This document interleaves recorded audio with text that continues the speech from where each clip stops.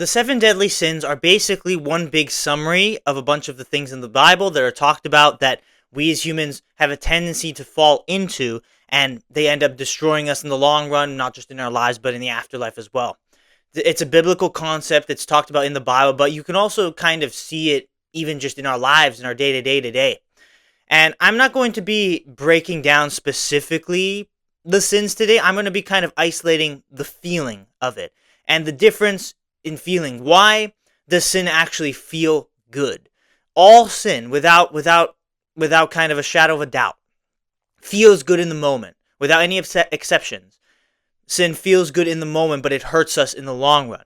So I'm going to be answering the question as to why we as humans fall into these patterns, why sin feels good, and what we can do to overcome our evil consciences and evil patterns to do better in our lives.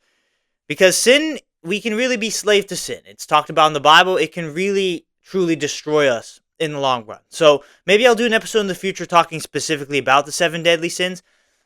But as of now, I'm going to be isolating just the feeling. What does it look like, and why does it feel good, and how does it hurt us?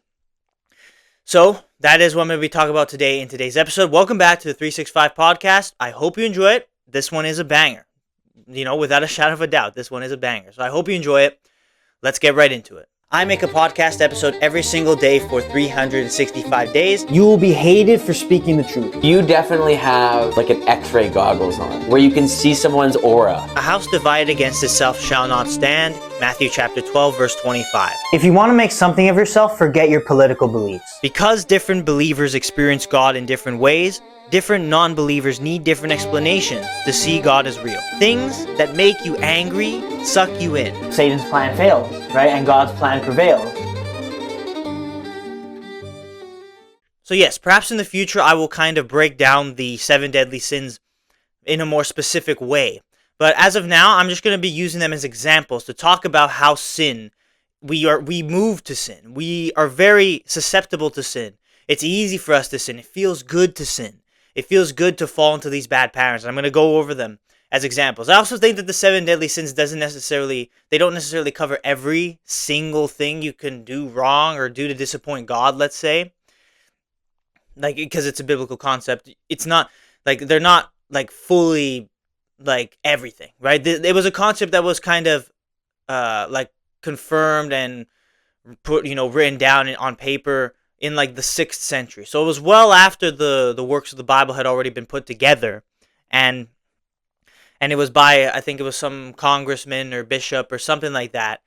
The seven deadly sins as a concept. There's no specific place in the Bible where it just lists all seven deadly sins.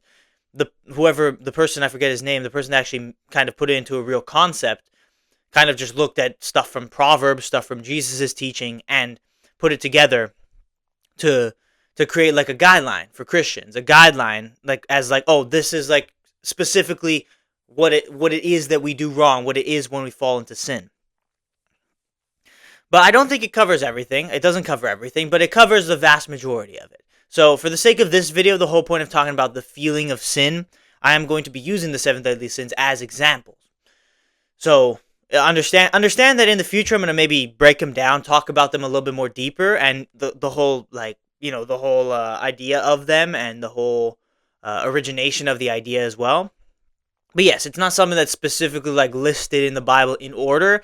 It's just taken from different scriptures and instructions from God and kind of put together into one concept. So now that's why we have what we now see today as the seven deadly sins. But yes, they're very detrimental, and well, they're very deadly, not just for us on this earth right now, but they really do disappoint God when we fall into these things. But the kicker is that it's so much easier for us to fall into the sin than it is to avoid it, than it is to resist the temptation. So I'm trying to answer the question as to why that is the case. So let's go through each one of the sins, and I'll give examples of every single one, why it's easy to fall into it, and how it hurts us in the long run. So let's get into it. So we're going to start with pride. Pride is obviously, a big one, right? Pride can sometimes be good. It can sometimes be small. And in small doses is probably okay for you. To have a little bit of self-confidence in your life is not a bad thing. But when pride becomes superiority, thinking of yourself as better than others, pursuit of power, you see so many people, get kind of poisoned by their pursuits of power. They're just seeking the power, and they want control over others, and that leads them to being completely morally evil and corrupt because they do anything it takes to get there. That type of pride is very destructive pride. But in the moment, it feels good. Because why do you think humans go and pursue power? Why do you think so many people, are just bossy, right? People that have like a higher position in a company will be overly annoying and bossy towards you. Because there's this internal feeling we have inside of us where there's this desire for power. There's this desire for control, to control others. And that is a very bad manifestation of pride. But when we're pursuing that, it is like a thrill type of thing. It is like a thrill. It does feel good. It fills us with kind of the false sense, because it is false, but the false sense of confidence, the fact that, oh yeah, I have control. I can tell these people what to do, so I'm important now. It's the false sense of importance that we all kind of internally want some level of, but it is completely false. It feels good in the moment. But then you see how power just destroys so many people. They abuse their power. They add whatever they do. They control people, and then the people eventually revolt, and it ends up becoming revolutions. Or if it's a workplace situation, it ends up just being people just rebel, right? It causes rebellion, and then eventually they go one step too far in their power, and then their regime falls. Whether it's a regime in political sphere or a regime in older medieval eras, or literally just like in your day-to-day, like your work relationships, your family friend relationships. People who are bossy, seeking the power, seeking the control, are going to fall in the end. So don't let that be you, right? Like pride, that's why they say pride is the devil, man, because it really is such a sneaky feeling. Sometimes you don't even feel it coming up, but once you start to feel like, oh, you're better than other people, you deserve stuff more than other people deserve it, that's a very, very dangerous level of pride. It can make you feel good inside. It can make you feel important. But truth is, we're all equal. We're all created equal under the eyes of God, and no one is that good. And God will humble you for it. So it will make you feel good in the moment, thinking that you're important. But when you get humbled, when you take it a step too far, when you pursue the power too much, you end up getting completely destroyed, and it would be a very, very big and nasty fall from grace. So that is the destruction of pride. The next one I got here is greed. Greed is about simply wanting more, never being satisfied with what you have, never being content with what you have, wanting more and more and more. That's why you have rich people who have so much money in the bank, and then somehow they just want more. So they'll scam people, or they'll do whatever it takes to make more money, even if they already have so much money. Why do we do that?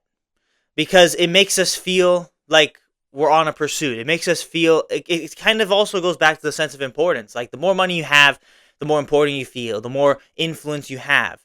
Like that's also connected in that way. But to be greedy, it's like it feels good because you're always satisfying the craving. You always have that never-ending nagging feeling, the craving of wanting more, whether it is money or if it is anything else. And you don't have to be rich to have that feeling. You could be in a more poorer moment, but you still have that feeling in some other aspect. And just wanting more, being greedy, taking for yourself, being selfish, it ends up hurting you because sometimes that selfishness, that greed can push other people away from you. And eventually, even if you do reach that level that you want to reach, you do end up having more. Eventually you get to the point where there's no more. Eventually there's no more climbing the ladder you can do. You've already made it to the top. And then when you get there, you'll realize that your life is actually very empty and meaningless. It was a thrill. It was a really fun ride. And it kind of satisfied the craving to go and pursue more and more and more. But eventually, you get to the point where there is no more.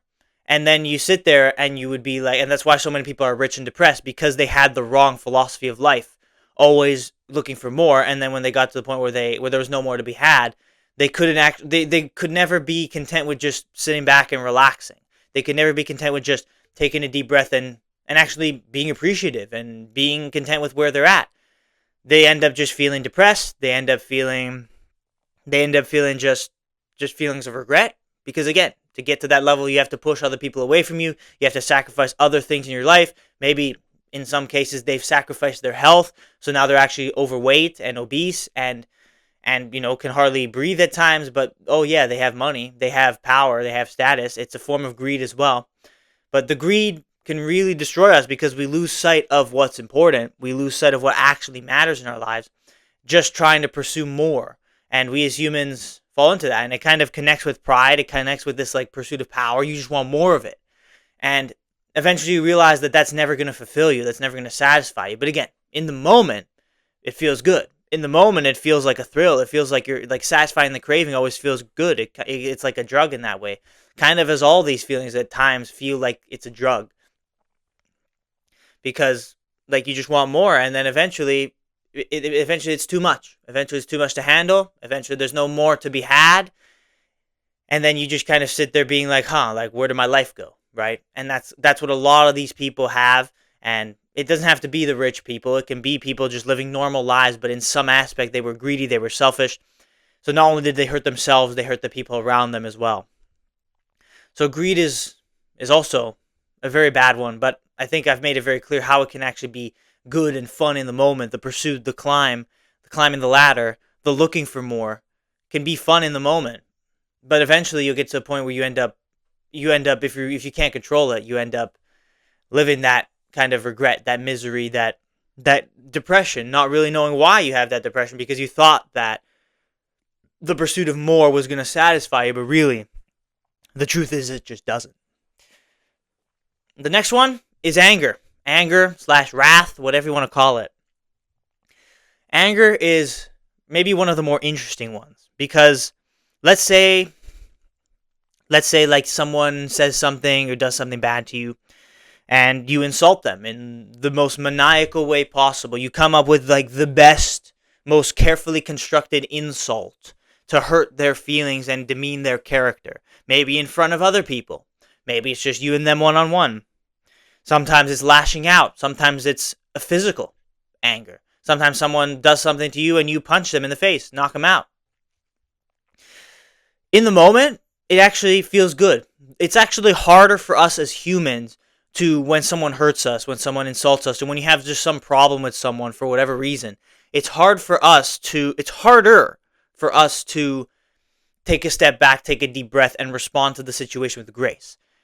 That's what God calls us to do, but it's much harder for us to do that. It is way easier to just let that anger and that rage, that wrath sit within you to the point where you then lash out. You then, whether it be physical or whether it be emotional, mental, using words as insults, or literally punching someone or hurting them physically. The reason why is because like it does also give us a bit of a thrill. Like it makes us feel good inside to be like, yeah, they got what they deserved. He insulted me, so I came up with this cool insult, or I punched him in the face. It feels like it's the only option in the moment. It can be a very, very chaotic and destructive feeling. That feeling of rage, that feeling of anger. I know because I've had that feeling many times. Thankfully, I haven't ever lashed out in violence, thankfully. But many times I've lashed out with my words and used my words to hurt people. And I've seen in my own life, and of course I think this teaching makes sense, that's like, in the moment, that's all you think about. In the moment, that's all you want to do. You want to hurt them because they hurt you or because they pissed you off in some way. It doesn't even have to be anything all that serious. And then you say it, it comes out your mouth. Sometimes they'll cry, sometimes they'll react. You'll punch them, sometimes they'll punch back, and it ends up being worse for both of you, or they just get hurt and they stay there and you see them cry and immediately you regret it. Immediately. Like usually there's no, not much time in between. At most, like, you'll say something, then you'll walk away, and then maybe a few minutes later you regret it. I think there's no real time where you sit within, you're okay with it, right? You just hurt somebody deeply, and you could see it in their eyes, you could see it on their face, whether it was an insult or a physical altercation, and there's no world where you don't go and immediately regret it. But that's all you felt in the moment. That was all the rage within you. And you lashed out. You released it in maybe the most negative way possible. But it felt like it was the only option in the moment. And it felt like desperation. It felt good. It felt thrill-seeking. But then you realize that's not how you should handle certain situations. Again, maybe the person hurt you. Maybe they said something terrible to you.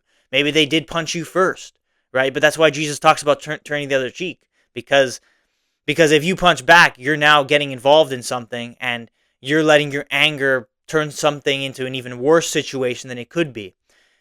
And if two people that are super angry at each other clash, well, then that's how you end up insulting each other, going back and forth, just getting more and more angry at each other, hating each other, relationships getting strained in the most detrimental way, and in worst case scenarios, just fights, pure violence, just fighting, punching each other until you guys like beat each other to a pulp.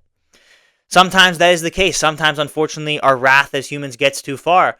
But the reason is because it feels like a better option in the moment when you feel that rage within you.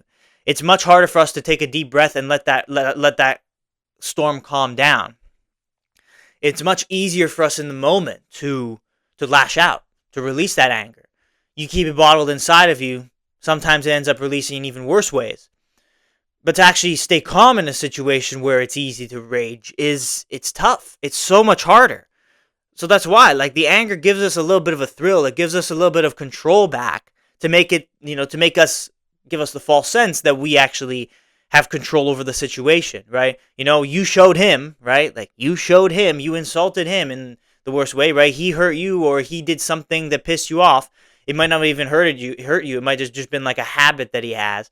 That's why relationships get destroyed. That's why there's so much toxicity out there, because they fight, they don't make up, and then slowly but surely resentment builds, and then eventually it just, someone takes it one step too far, and then the relationship gets absolutely destroyed. And it can be a romantic relationship, or it can be just relationship with the people you love, like family and friends. It gets destroyed because of anger. And it doesn't matter what the person did to you. It doesn't matter how bad that thing was. Usually it's not because of something bad. It's because of something very, very, very feeble. And then you lash out in uncharacteristic and unnecessary ways. And your anger manifests in that way. But a lot of the times it could actually, your reaction actually could be merited to the situation. But it's more noble and it's more Christ-like, even when you feel that rage within you, and even if you feel like that's your only option, to know that that's not your only option. You don't have to hurt the other person just because you feel hurt, or just because you feel angry for whatever reason. And it will benefit you in the long run if you kind of keep control. But it's so hard in the moment of anger to keep control, to not just lash out and hurt others, but immediately you regret that feeling. Once those words come out, once that punch comes out, those actions happen, you immediately regret it. Very rarely do you feel that it was merited. Never. You will immediately regret all of it. It will feel like the right option in the moment, but the second you go through with it, immediate regret. And that is the kind of trap with anger. The next one is envy. It is really kind of related to anger in the sense that, jealousy can provoke anger. They're kind of hand in hand, similar feelings, but it's very distinct in the fact that it's specifically the search for revenge, seeking revenge over someone because you're jealous of them, because they hurt you in some way, or you see that they're successful and you want that to be you. It's like, why can't that be me, right? You see someone online, social media provokes a lot of jealousy, a lot of envy in a lot of people. And in the extreme cases, it leads to violence. It leads to hate crimes. And that is the worst of it, of course. But even just when you're scrolling and you're seeing all these people that are successful, that have fancy cars, for women that have the perfect bodies, for guys that are in the gym and are ripped, right? Or they have the car, the house, the money. You see all their lifestyle stuff. And it's like you think, oh, why can't that be me, right? Why can't that be me? So sometimes it can lead to feelings similar to the wrath and anger, where you're looking for revenge. You're looking for a way that you can make it big as well. You can have those things that these people have. And even like you say, you can even rationalize and say, oh, they don't deserve this. They haven't done anything to deserve this. My life deserves this way more than they do. And I think you can start seeing how every single one of these are interconnected in some way. Every single one of these sins are interconnected in some way. It leads to these feelings. Sometimes it can actually feel pretty bad. Like, it makes you feel a little bit more self-doubting, a little bit more just like hating yourself type of thing, because you're scrolling, you're feeling jealous because people are successful and you're not. At times it can feel self-deprecating, but at other times it can also be the same type of thrill that anger gives you. Looking for revenge at someone because you're jealous and you're like, that'll show them, right? There are many people that kind of let that sit with them. Like some situation happens in their life and then like for decades they can't get over themselves. They cannot get over it. They still feel embarrassed about whatever situation happened to them. So they want to get back at the person. And then some situation happens decades later that allows them to have the chance to get back at them, and they take that opportunity. And eventually everyone just gets hurt in the end. But it is also a type of thrill. It is also a type of like oh yeah, I'm going to get back at him, right? I'm going to prove why he doesn't deserve this thing and I do deserve this thing. And that is a very, very bad feeling. It can lead you down a very slippery slope. But it is also that little thrill, that little craving that feels good, and it can feel addictive in the moment. And that's why we as humans tend towards that type of a feeling rather than just saying, good for him. He did well. He made it, right? Like he made it big. He worked hard. He was successful. Good for him, right? I have my own plan. There's my own process. I'll get there one day, right? It's very hard for us to just say that. And that's another reason why friendships get ruined, because friends are friends until one guy in the friend group makes it monumentally successful. Then people's true characters are revealed. People will, a lot of people who aren't very conscious about these things will just start cutting you off. If you're successful and they're not, that's feeling of jealousy. Again, even in the moment, they would think, it's better because I don't want to be hanging out with him. Or they think you've become arrogant because you've made it big, for example. But maybe it's just not the case. It's just their jealousy kind of poisoning their mind. Sometimes the envy can make you feel bad. It can make everyone kind of feel bad. And I think no matter what, it always makes everybody feel bad. It never works out. But I still think that envy has that like thrill-seeking thing, the looking for revenge, the looking to prove them wrong and to prove yourself right. There's definitely a pursuit in that, a joy, an internal, deeper, like hidden joy, like not like real joy, but like a thrill type of joy that lives within the feeling of envy. That when people kind of pursue and see it till its end, it ends up leading to everybody just being completely destroyed and distraught at the end of every situation. So the next one is gluttony. Gluttony is probably the most simple of them all. It has to do with eating. Like you're just craving to be filled, to be satisfied, specifically within your stomach. It's related to greed, of course. It's sometimes it can be hard to draw the line between greed and gluttony, but gluttony, we're going to specifically isolate food. Food is such a huge problem in Western society, right? Like who would have thought that we won, right? More people are obese and dying of obesity and diseases related to it than people are dying of hunger, right? In the Western civilization, right? It's like we've made it that far. We've made it that far across the line, but like that's still not a good thing because so many people are dying. Eating food, so many people just are so addicted to eating food, right? Like COVID, the pandemic didn't help because everyone was at home and all they could do was eat. And then that was their craving, right? So when you have that craving to eat, like you can be satisfied. And there's all this type of food out there that is designed specifically to satisfy the craving, to make you feel good and warm inside. And when the feeling of when you feel full, it makes you feel good, but it also kind of makes you feel sluggish and a little bit paralyzed, like you don't want to do anything, right? It makes you feel lazy, right? Obviously, I'm going to get to that one after that sin, after this one, but it can provoke a couple of the deadly sins, and it provokes a lot of other health issues. So it's pretty simple. Gluttony is as simple as eating feels good in the moment, and we know eating feels good. When like taste is such a big thing for us humans, right? If something tastes good, we will sometimes become addicted to it. But then it's for our own detriment, because if that thing that tastes good is ice cream or chips or pizza or Oreo cookies, and you eat too many of them too often, that's how you end up just gaining weight, not taking care of your body, and before you know it, you've fallen off. So what felt good in the moment ends up just paralyzing you. It ends up destroying you because you end up having less energy because these foods aren't designed to give you energy. You've pursued the pleasure, which is the good feeling that comes from eating something that tastes good and makes you feel warm and fuzzy and good inside.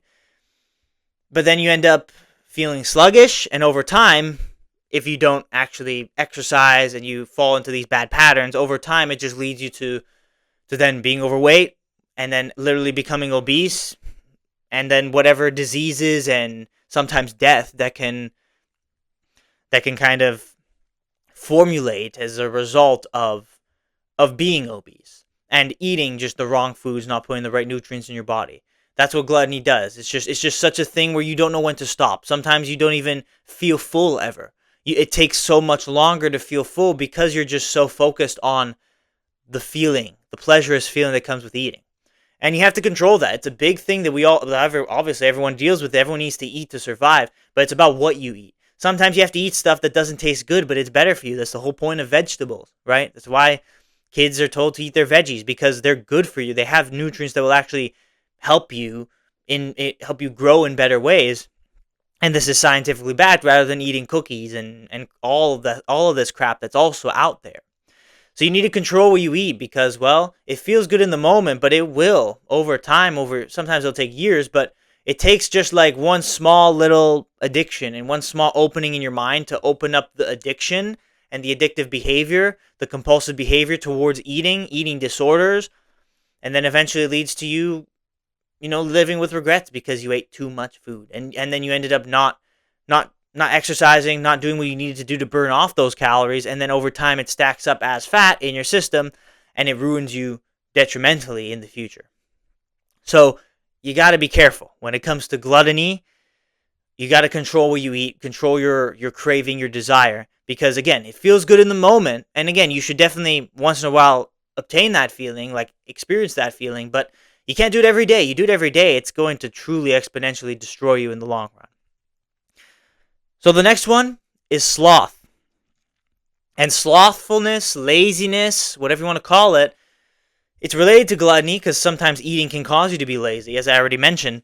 But also it's just like the idea that the work that needs to get done, you're not doing it because it is such a pleasurous feeling. Like, I'm going to give an example of my own life, and I think this is honestly the reason why I'm talking about this stuff today, is because this morning, I woke up at 11:30 in the morning, and some people might not even blink at that, but if you know who I am, I hate myself for it. I hate myself for it because I know that, well, now I have to rush to do all the things I needed to do today because I've woken up so late. But I also know that if I wake up early and do a workout in the morning, my day is just so much more productive, so much better, and it's always been that way.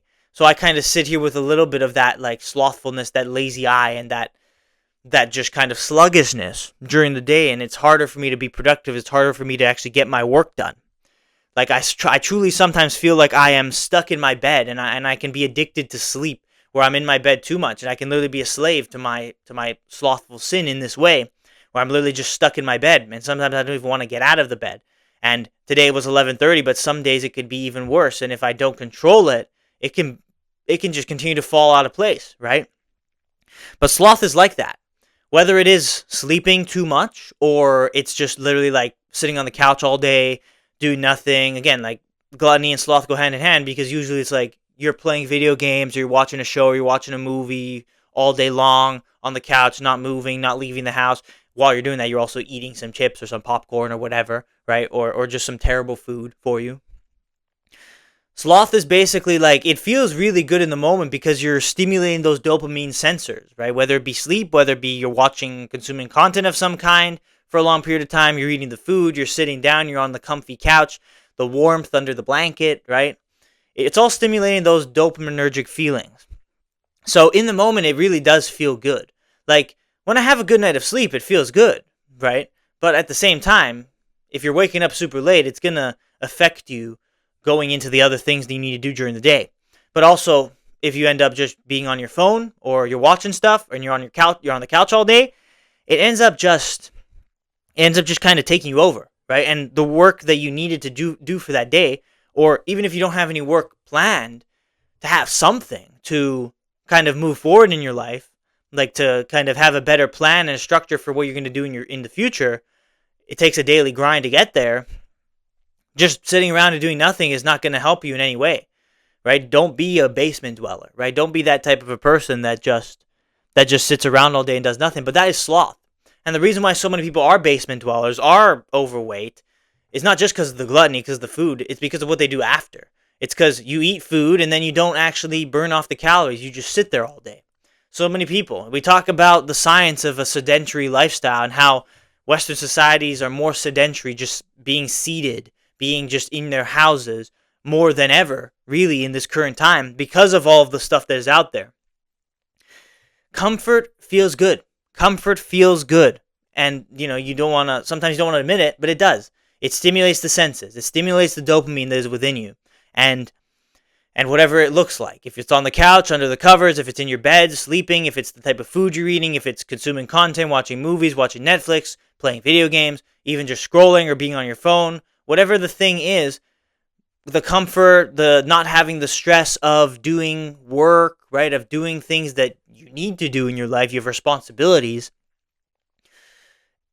it ends up just destroying you. It feels really good in the moment, and I think sometimes you're too stressed and you need one day where you just relax, you just de-stress, and you can just enjoy a day. I think that's not a terrible thing. But if that's every single day in your life, or vast majority of your days in your life, then that's just going to hurt you in the long run. It's going to lead you, if coupled with gluttony, to being overweight, to being lazy, to just, whatever it is, right? Drugs, alcohol, right? Sometimes it's drugs. Sometimes it's you're sitting on your couch playing video games, smoking weed. It's not like you're eating food, you're smoking weed, right? That's the other kind of cliche, stereotypical idea that comes along with it. But when it comes to sloth, like, God wants you to go out and do things. God's giving you this life because there's a bigger purpose than just sitting around all day and doing nothing. So I think a big quote that really sits with me super deep is like, when you are lazy, you're basically telling God that you're not grateful for the gifts he's given you, because all you're doing is just sitting around, not actually utilizing this life he's given you, just sitting around and wasting hours, wasting days, right? Pursuing the dopamine, pursuing the pleasure, which is that good feeling. But in reality, that's a feeling that if you do it too much will absolutely hurt you. I'm seeing it a little bit in myself when it comes to my sleep. I'm thankful that I'm still conscientious enough to know that I still have to get other things done, and I do my work, and when I do my work, I'm pretty good for the day. Like, I'm pretty consistent with my work. Like, obviously I'm making this episode, and I consider making this episode, editing this episode, a type of work. But when I fall into these other patterns, it really does hurt me. It feels good in the moment, and that's the point. But me, myself, I look back and I'm like, I just wasted like a few hours. Like, what am I doing? Like, I'm in bed super late tonight. What am I doing? I'm waking up super late tonight. What am I doing? Right? I have things to do. And then it ends up making me even more stressed in the long run. But in the moment, it feels good. And that's the point I'm trying to make, is that it feels good. It's harder for you to do the difficult thing, to get up early in the morning, to put the phone down, right? You don't have to be stimulated every second of the day, to actually open up your computer, get in your office, do the work that you need to do for the day, right? Open up a book rather than opening up your phone or turning on the TV. It's harder to do those things than the comfort, right? We want the comfort. We're pursuing the comfort as humans, but it is going to be the thing that truly destroys you and breaks you in the long run, especially if you do it every single day and you never realize just how much it is hurting you. So understand that sloth, it feels really good in the moment, but it really is not anything that's going to help you at all in the long term. Not anything at all, regardless of the circumstances whatsoever. And now for the final of the 7 deadly sins, the most, what I'd say is the most detrimental, and we're saving the best for last, or the worst for last, whatever you want to call it, is lust. Lust is a pleasurous feeling like no other. It is one of the most destructive feelings, if not the most destructive feeling, that destroys so many people in this world every single day. You see the story of Solomon, the story of David in the Bible, which is them succumbing to their lusts. They were strong men in the eyes of God, but then basically gave up everything in their lives because of a lustful desire to have sex with this woman who was very beautiful. And in Solomon's case, many different women, and women from different cultures that actually moved him further away from God because of their influence. They were kings, they were powerful, they were the leaders in their armies, they were the guys that God trusted to hold down the kingdom. And because of lust, they got completely destroyed, overthrown, and it was a very great fall for the both of them. So Solomon wrote the Proverbs. He knew of the wisdom that comes with lust. But when he was faced with the feeling, when he was faced with that just super strong feeling, that desire, that like horny feeling, let's say, in that moment, when he's looking with lustful eyes on a beautiful woman, he never was able to control it, and it ended up destroying him. Same thing with David. He was not able to destroy it. It all started with him just looking at a beautiful woman. He was already married, I believe, and she was already married. She was already married as well. And it all started with just one look at her.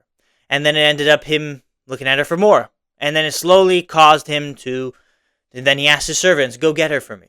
And then he slept with her. And then it led to him killing her husband. And it literally led to him kind of destroying his life, breaking all of the 10 Commandments in just through one small seed planted in his head, which was the seed of lust.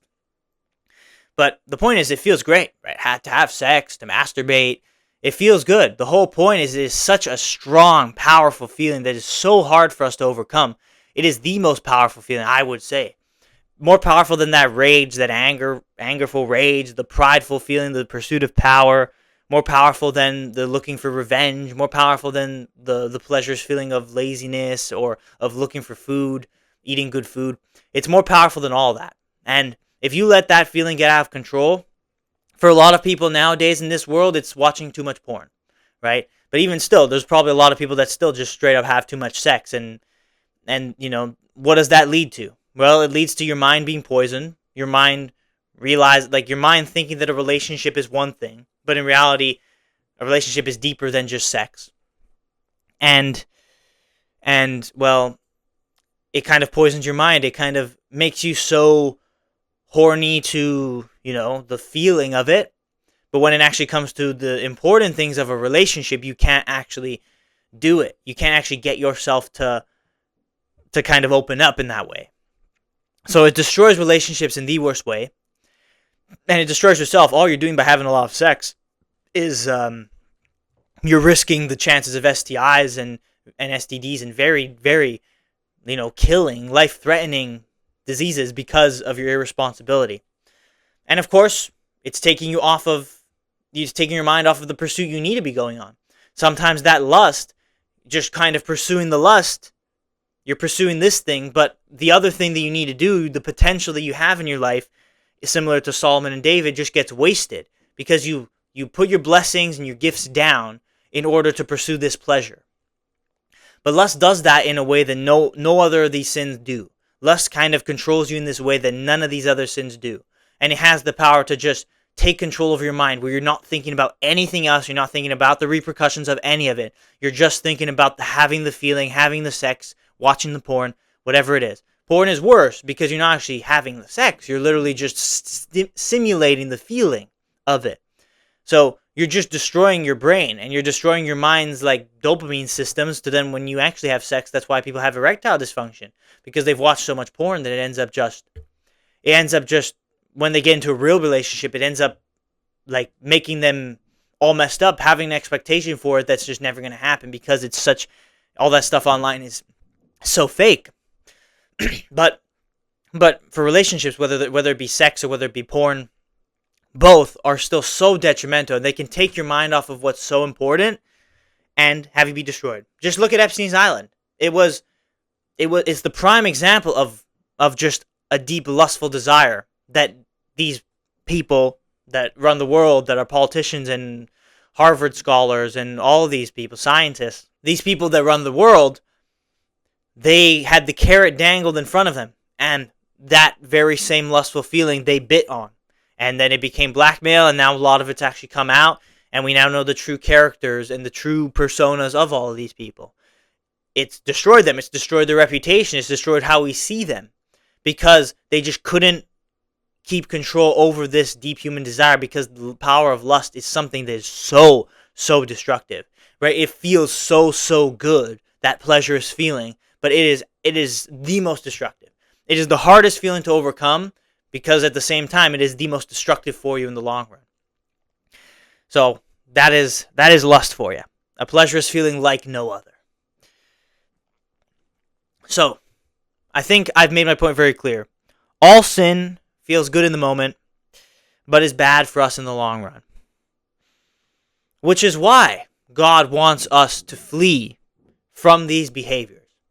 I wrote that down because I think it's a good statement. Because you ask the question, well, if all of the sin is good for us, like if it feels good but it hurts us, then why do we fall into it? Why weren't we just made to pursue the good? And I think the reason for that is because that's the whole point of worshiping God. That's the whole point of reading the Bible. That's why we know of these sins as sins. We have the concept of the 7 deadly sins, so we know what is wrong. We know what can hurt us.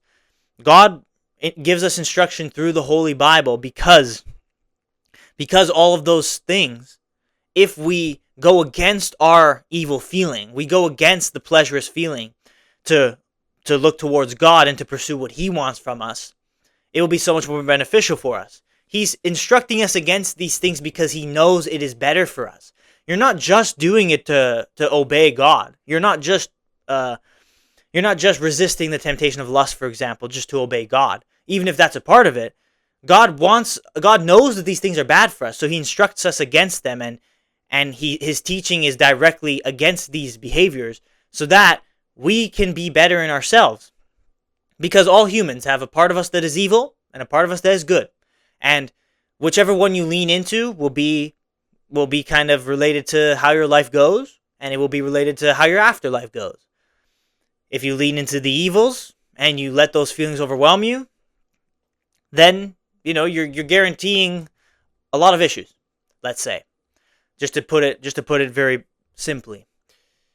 But it's harder to go against those evils and move toward the good. But the reason why is because God is also testing you. He also wants you to, like, if it was easy to overcome the evils, then, well, everyone would be well put together and everyone would live a great life, right? There would be no problems, right? The world would be peaceful. There wouldn't be any issues, right? But that clearly, as you can see with yourself and with the world, that's not the case. I truly think it's because God's testing us. That the reason those evils exist and the reason why it's harder for us to resist them is because we need to invite God in our lives with His hand to help us resist them, to help us always think about the good things. And of course, through Jesus Christ's sacrifice, God already knows that sometimes it's impossible for us to overcome the evil. It's about where our faith lies. It's about us recognizing that evil is evil, and instead of falling into a more detrimental pattern, to cut it off at its source, or to at least kind of hate ourselves for it because we know how bad it is for us. God knows this because, of course, He sacrifices Himself on that cross, and that is the most beautiful thing, because it's now no longer about what we do, but what He's already done.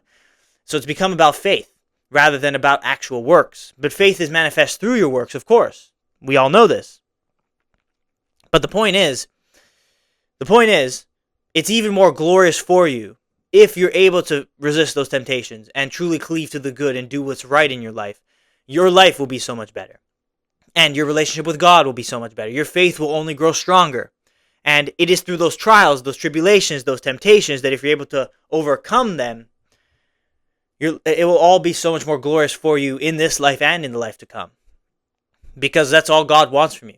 He wants you to obey Him, but He also is protecting you from these evils. That's why He instructs us in the Bible.